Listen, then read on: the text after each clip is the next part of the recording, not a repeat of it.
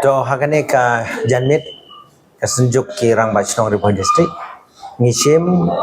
ka kabu ban penbena pajba biang sachisen kum ka jing pen kan mau bara ka juk por kum ban pentip pajba yo le segidon ki bong patip ba kaladon ka jing pen bet agleng ucharman jingi iba bibi makado rangkat por CM makandon ka jing kenduk ke bekarpang apo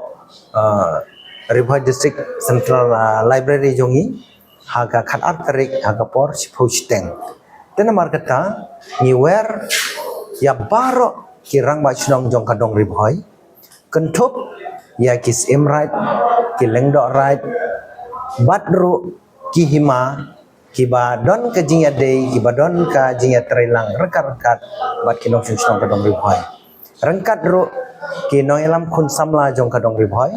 bat ki noelam jong kinong kemi tena markata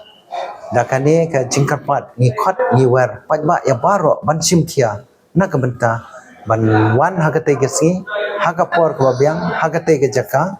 nang bengin yo ban ya ther ban ya than ban ya kren ya ki kam bede bat karoi kapar bat kham tam ya ki kam ki bede bat ka jik penek pensa ka jing burom ya kariti ke dustur ka ba umen barim ulapan khamti hakino yalam ki jungi tingi kum kirang ba chnong ki badon ka jingkit khri ala ki jong kisnong ni don ro ka jingkit khri ya ka wei pa ka wei ka chnong bangin ya long lang ka wei ban ya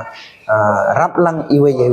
na ka benca ka roi ka par bat khlem da klet ro ya ki parlok ki basa apo border bakin itu kintip badai makiru ngila banong ki batip ki basumar yo put usam jong ka jurisdiction ka dis council bat kunjur jong ka state tingi don kam palat ya ki nong mi khmat jong kisnong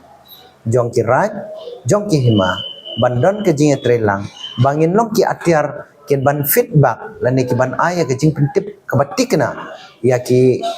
nong thau an ki jingi chaka district council la newat chaka sukar jila dadai ki nei kentin sachisen ka senjuk ka khot ka wer subha ba baro kirang basnong baro ki simrait ki lengdo right bat ki hima rengkat ki nong ilam seng samla bat ki nong ilam seng long kumi kin sim ke jing kit kli ban ya poilang hagate ke singi na ka benta ban wanra ya ka Ribhoi ka bayatli bat ka ban yo ya ka karoi kapar ka babit ka babiang rangkat bat ka jing trelang jong CM bat ka district council hibrok hoi.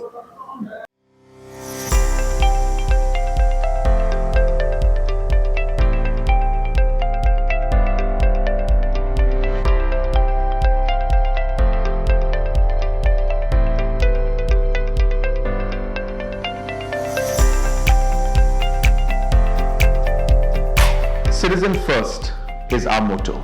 We believe that our citizens need to be connected with government for faster and efficient service delivery. I am happy to announce that we are coming up with a dedicated CM helpline call center